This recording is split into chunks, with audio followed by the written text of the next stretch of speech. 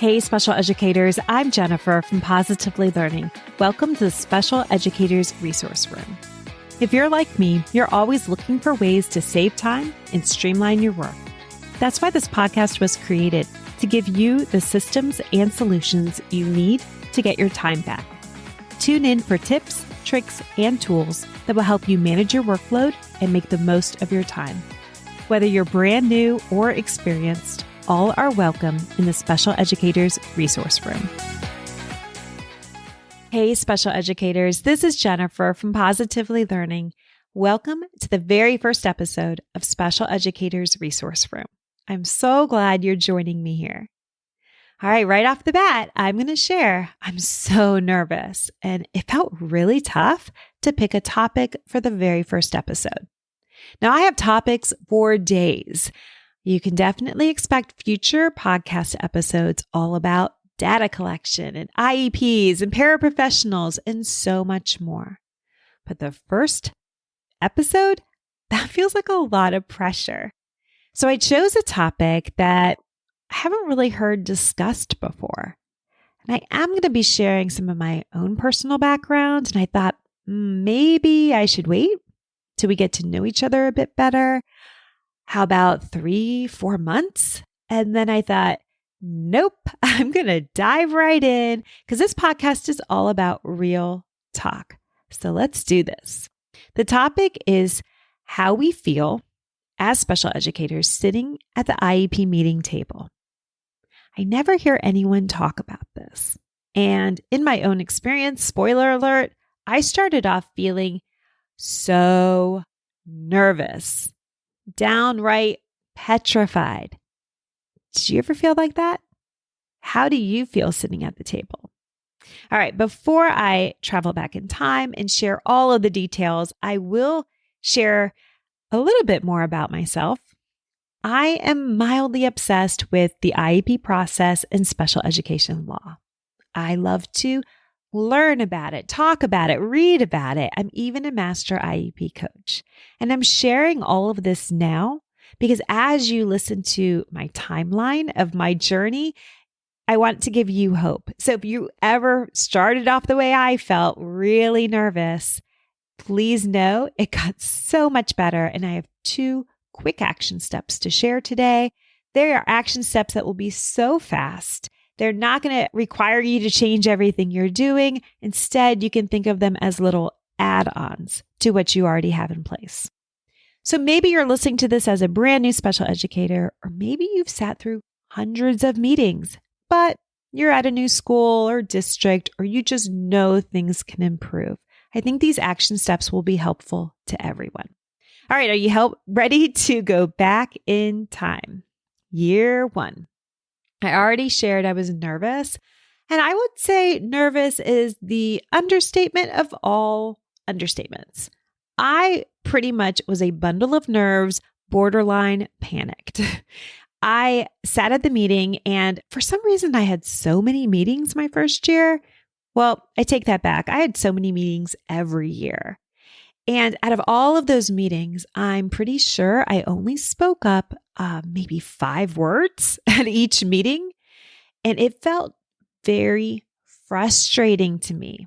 And it felt so frustrating because I was prepared. I just felt intimidated by everyone at the table. I felt like I couldn't communicate very clearly. I was worried about saying something wrong. So that was my first year.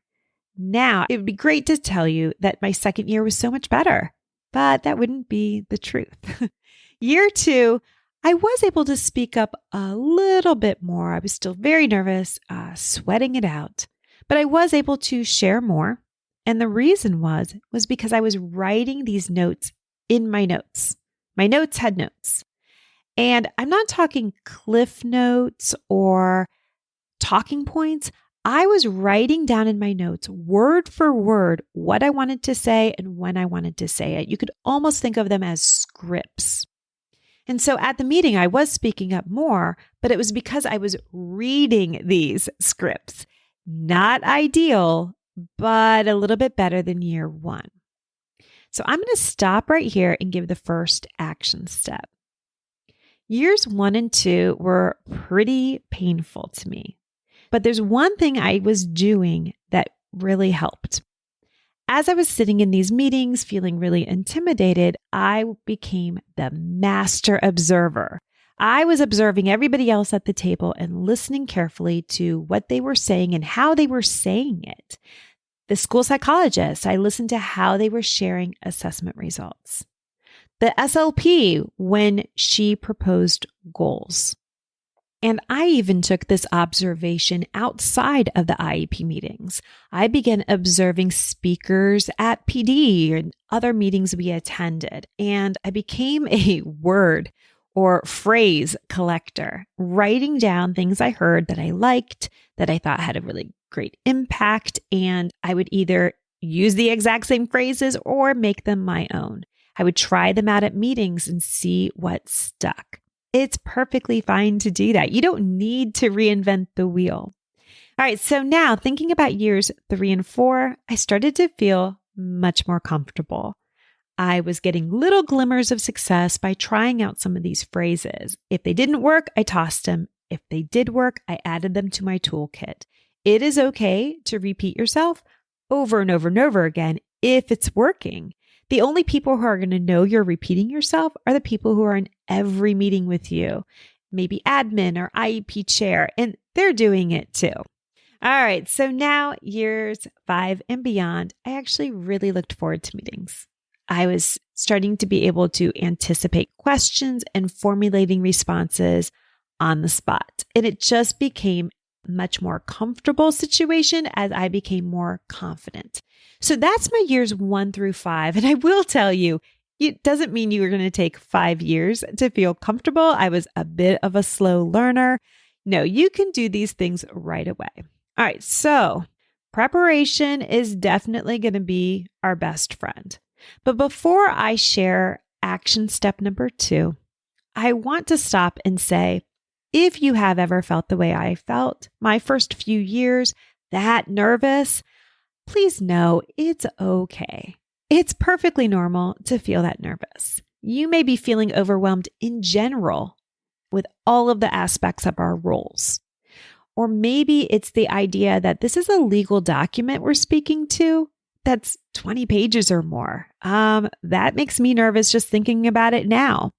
So it is perfectly okay. Remove that pressure if you are feeling that way. Don't think that there's something wrong. All right, the next action step is preparing for the meeting and having some type of note system that is very consistent. And here's why that is so important. Maybe you already have an official IEP meeting note-taking document that's provided by your school or district. We did not have something like that, so I just happened to use a spiral notebook or a piece of paper. But I highly recommend getting some type of one-page note form that you can use at every single meeting. And here's why. If you're using the same type of document that is pretty open-ended, maybe you have some identifying information on this document, like student name, contact information, what type of meeting, the date, maybe some parent input or concerns, maybe just a couple of talking points, and then lots of open space.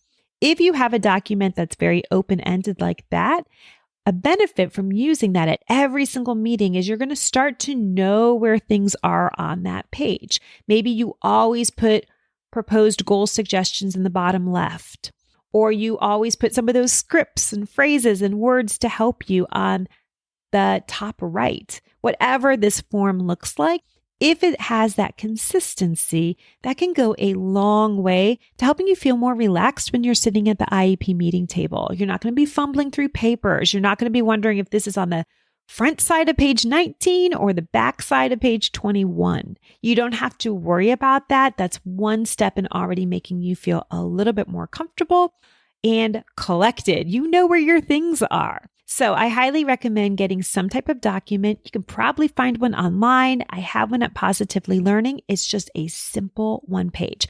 I will say if it is fancy, if you see lots of graphics and clip art and things like that, which all can look very nice, I would just caution that simple is our friend right here. We want it to have maybe lines or a table or some boxes to help organize our notes and thoughts. But we also want a lot of open space so that we can jot down. All right, so 2 action steps.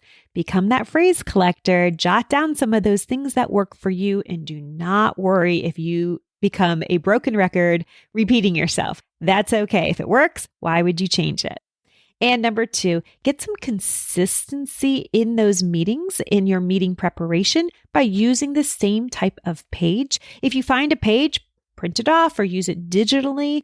Make duplicates so that you always have it. You don't have to fumble for it. It's there for you. Whether you print them out into a binder or you've duplicated it and you're going to be editing and typing into it at the meeting, whatever works for you. What do you think of those tips? So simple, but so effective. Now, I want to hear from you. What would you like to hear about regarding the IEP process in future episodes? Because I have my lists and I have your questions, and I really would love to hear even more. So be sure to reach out to me. I'm Jennifer at Positively Learning. You can find me a little bit of everywhere. I also have show notes, and I'm going to link to a blog post that gives more of this information in detail. I will put that in the show notes, so I invite you to go check them out at Positively Learning blog. And I thank you so much for sticking with me with this first episode. I can't wait to talk with you next in episode 2. Take care. Thanks so much for tuning in, and I'm dying to ask, what'd you think? Be sure to hit the follow or subscribe buttons so that you never miss an episode. You can find the show notes and links for everything mentioned in this episode at positivelylearningblog.com. See you next week for more special education solutions.